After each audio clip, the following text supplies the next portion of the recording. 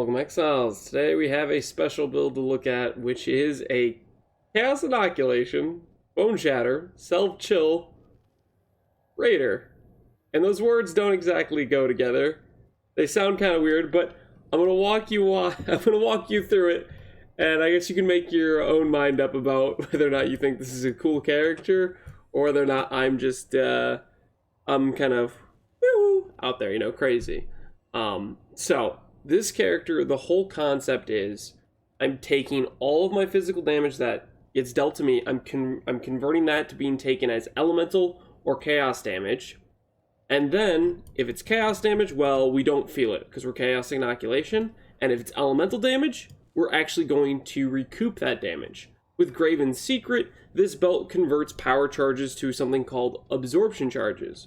Absorption charges make you recoup 12% of elemental damage as energy shield over 4 seconds. So with this character, between our Graven's Secret, our Malachi's Loop, and getting the power charges on the tree, we get to about 9 power charges. Optimally, we would get maybe a power charge ring, yada yada yada, and we'd scale that harder. But for right now, with 9 power charges, it's 108% elemental damage is recouped as energy shield.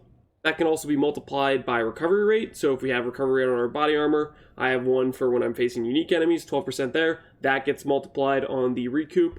And then also I have recovery rate on my Watcher's Eye, which also multiplies the recoup. You can see where I'm going with this. The more recoup we get if we scale the power charges higher, the more damage we are healing ourselves based on how hard we're hitting ourselves with boneshatter. Because boneshatter is a physical skill that basically reflects physical damage to you. Not reflects, that's not the right terminology, but it deals physical damage to you, and you can take that as elemental. We're doing that via a helmet with 28%, which I believe is the highest amount of fizz taken as you can get. You have to get a delve mod, which is 10% fizz taken as, plus 2 temple mods on the suffixes of a helmet, and then you have to get a tier 5 fizz taken as mod on the implicits, and that gives you 28% from your helmet. Then you can get another 15% from your body armor. This could be up to 25% if you do a synthesized body armor. I don't believe you can get it higher than that. Technically, if you go for an influenced body armor with an elevated mod, you can get like 18% there. And then maybe an enchant with like a tailoring orb can take it higher, but I'm not too sure on that. I don't remember what all the enchants for tailoring orbs are. And then we have another 7% from our shield. This can optimally go all the way up to 16% if you get an 8% elemental damage, or elemental fizz taken as an elemental damage type, and then an 8% fizz taken as chaos. I just have a +2 and a fizz taken as. I bought this for like 30C because who the hell is using Malachi's Loop? It is a shield for this that works because we're converting our power charge to absorption charges. When we get to max absorption charges, we don't lose them because this shield is specific to power charges. So it's a cheeky way for us to get basically more absorption charges without the downside that the shield comes with, which is you lose your charges when you hit max.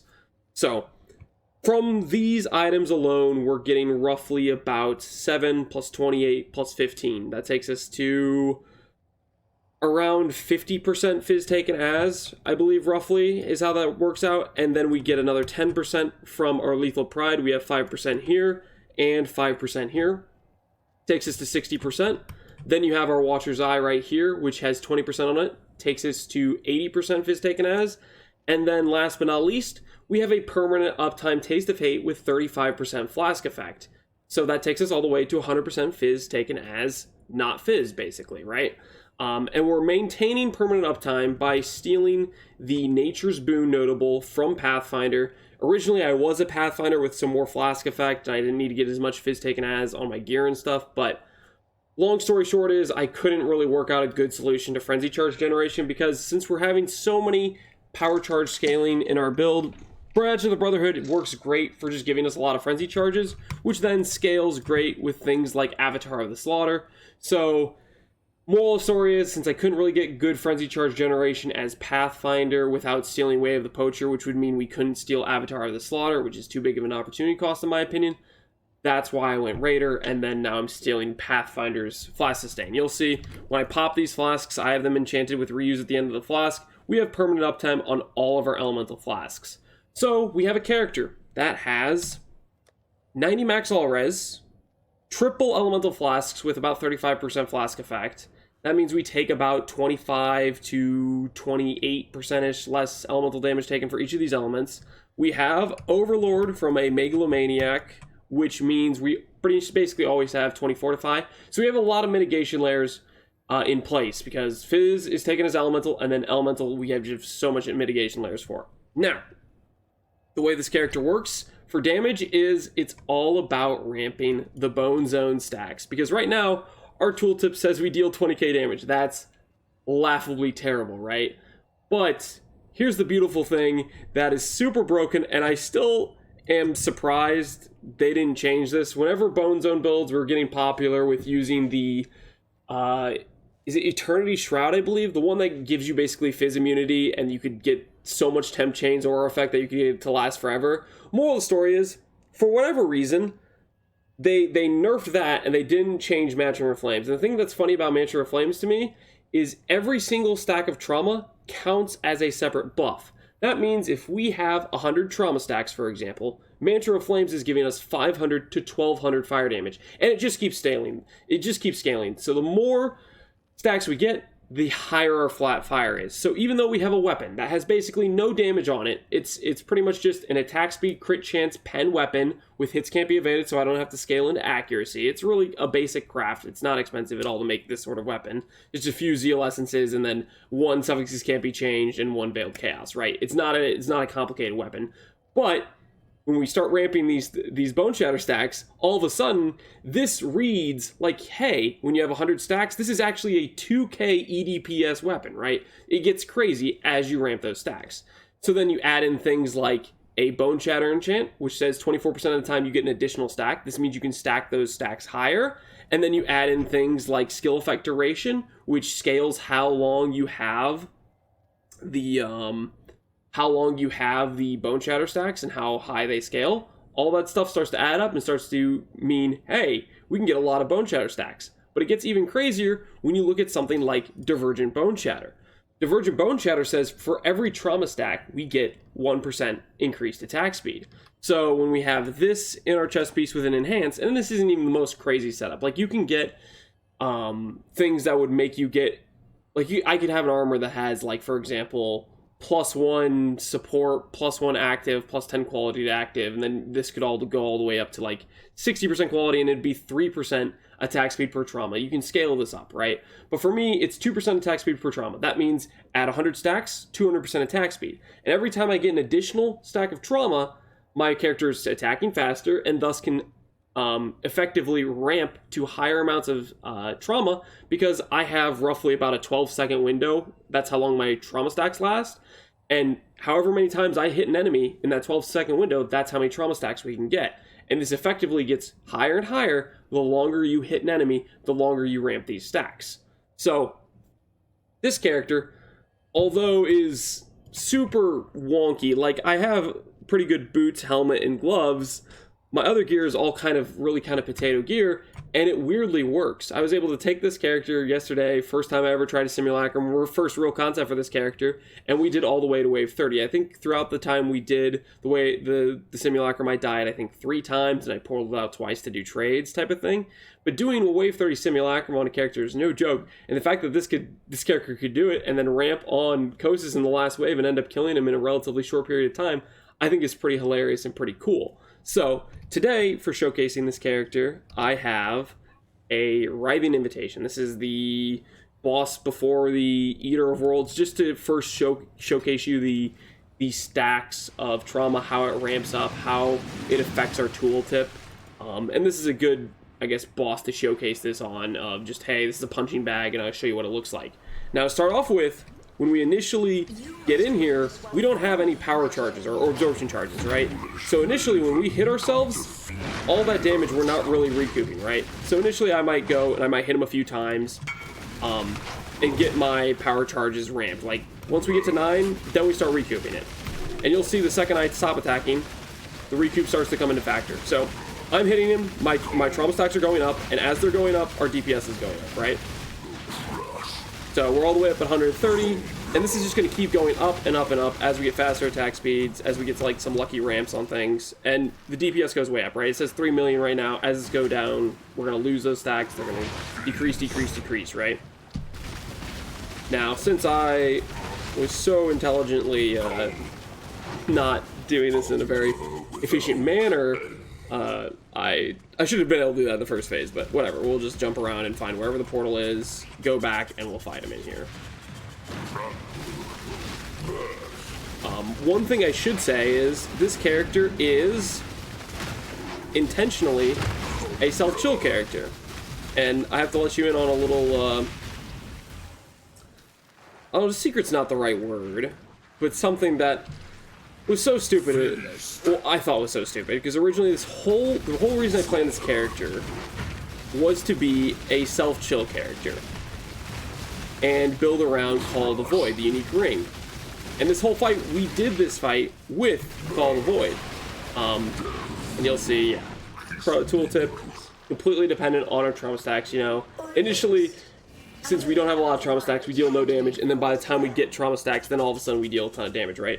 But the funny thing about this character is, we don't even need Call of the Void to self-chill. Something I learned basically yesterday, which was mind-boggling to me, which means I can go craft a power charge ring if I had the currency for it. Unfortunately, I burned all my currency yesterday when I tried to make a power charge ring, and I missed every single recombinator attempt. And moral of the story is, we just have the taming on. It's a 20C ring. It gives us some percent damage, which we desperately need in our character, and it's fine.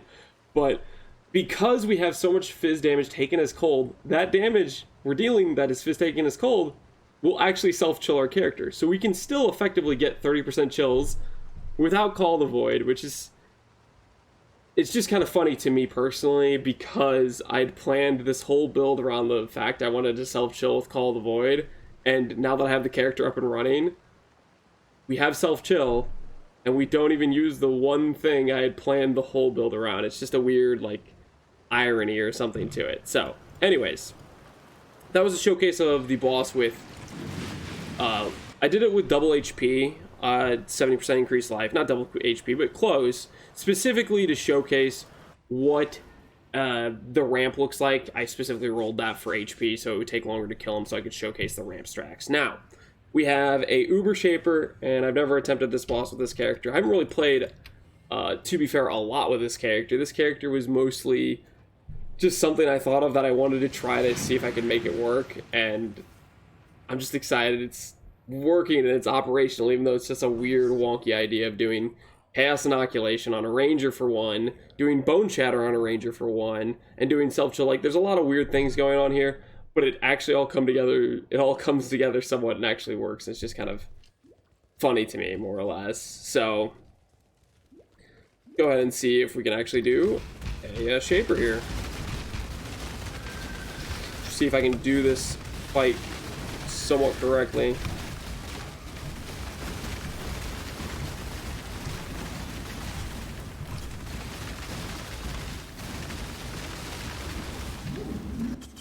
You'll see in all of these phases when we're doing these fights, my DPS is so dependent on trauma stacks, right? Until we get to good trauma stack levels, our DPS is terrible, right? And that's part of the thing that makes this character a little bit of a meme, is because it's so dependent on those trauma stacks to deal damage. You really would want, optimally, a character that kills XYZ boss in a few seconds, and this character takes a couple seconds to even come online, right? Before it's dealing the actual big damage it can deal based on trauma stacking. One thing I should say is, you'll notice a lot of times when we're hitting ourselves down, we're decreasing our HP. This is generally a case of we are waiting for our recoup to come into effect. Because recoup is over a 4-second time period, if I just go straight out the gate and hit as fast as I can, most likely, until the recoup catches up, when I've been hitting for basically like 4 seconds straight, until I catch up with it, we're going to be in the danger zone of killing ourselves, right? That's something we have to be conscious of when we're playing this character. You do have to look at your health bar a little bit and be careful of how much you're hitting an enemy, yada yada yada. And that's an important thing to know. Like right now, I'd be like, okay, I've hit him a lot. I may be gonna kill myself. Should I stop hitting him? Let the recoup activate and hit him a little bit less? You know, stuff like that. So let's go ahead and see if we can actually do Uber Shaper. This is gonna be questionable. Uber Shaper is a very dangerous fight. So I'm not sure how well we will be able to do this, / won't be able to do this.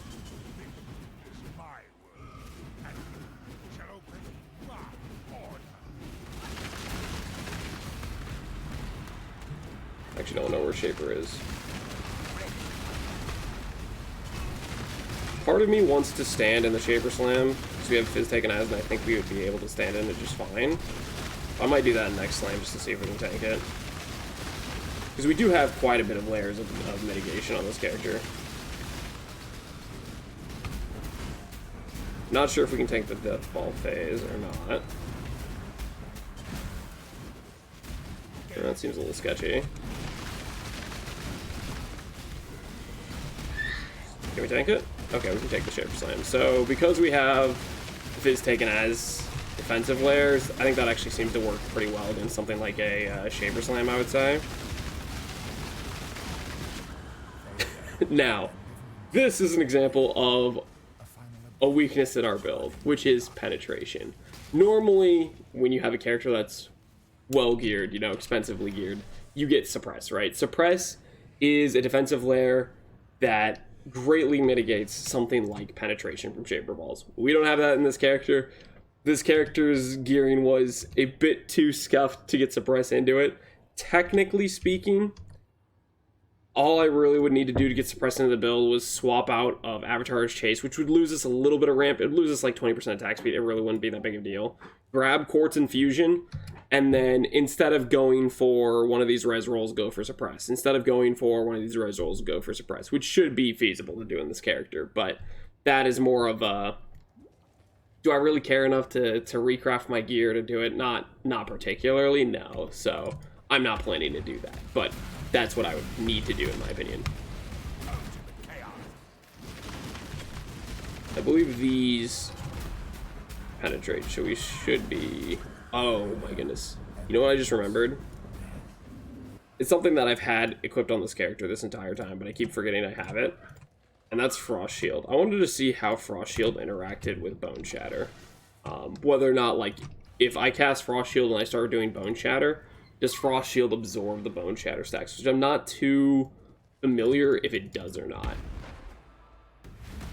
I believe, though, the slam doesn't do a lot. So what's scary for us in this fight is the stuff that, the attacks that have penetration, right? The Shaper Balls, the Death Ball phase, those sorts of things are scary. Shaper Slam, not so much, right? We have so much mitigation because we're converting it all to Fizz, and it no longer hurts us, right? Now, I think it seems like, you guys tell me what you think, but it seems like the Frost Shield seems to not get killed by Bone Shatter. When we were using it there, it didn't seem to get wrecked by it. I could be wrong on that, but it did seem like the Frost Shield was interacting well, like it was good to use the Frost Shield. I haven't been using it in the past. This is literally my first time actually casting this skill. I've had it socketed in this build the entire time it's existed, but I kind of forgot about it, to be honest, until that point. I was just thinking when we did the Death Ball phase, I was like, hey, it'd be really nice to have a Frost Shield now. And I remembered, oh wait, I do have one. I just never put it on my skill bar because mistakes were made, right?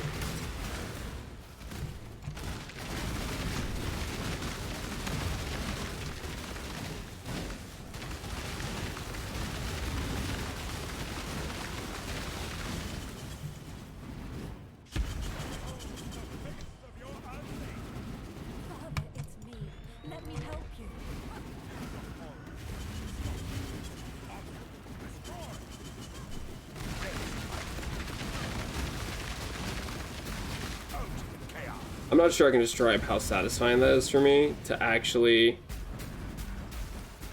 not die to that slam, because it killed me so many times with my other characters that were based on evasion. And the fact that I can now just finally just stand in it, oh, it makes me so happy.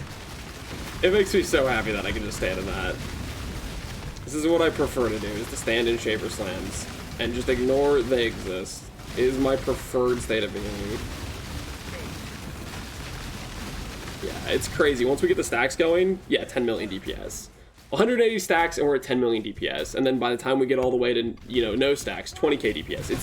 It's so crazy the amount of, like, damage you start doing when you ramp the stacks. And if I actually like went and invested into this character, I think it really could get quite insane in terms of getting spell suppression into the build. That mixed in with our flask effect, mixed in with our all we're taking is elemental damage, it starts to get really crazy. If we had a +2 power charge ring and we had that extra 24% recoup, that would start making the we're in danger phase start to not exist, because it starts to shorten the window of being in danger and making it shorter and shorter and shorter until eventually you're just, there isn't really a window there, right? The window for us to die right now, the second we get to like 4 seconds of just constantly hitting the enemy, we have so much damage we have set to recoup in the next 4 seconds that it starts to not matter, right? It's just weird. It's a weird I don't know, interesting dynamic, I would say. Okay, we have no absorption charges. This is going to be very questionable for us to survive this. Yeah, I ran into a bunch of them. That's the scenario where if we have spell suppress, I think we can consistently survive that. But without spell suppress, that phase is just it's so dangerous, right? Especially when we're at the point where we don't have absorption charges, because we just got to a new phase in Shaper, and by the time he does his whole dialogue, which is like 30 seconds long, you for sure have lost your charges, right? You're not going to have them at that stage.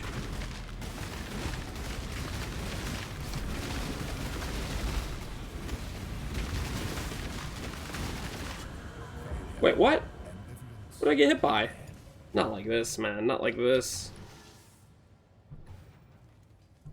Did the default attack kill me? Or did I just run back into the Shaper Ball because I'm bad at the game? I might have just ran back into the Shaper Ball. Slash, I very well could have forgotten to do my flasks. Without our flasks, we're not capped for res, is something I should note. Is very much the case, which will get us killed.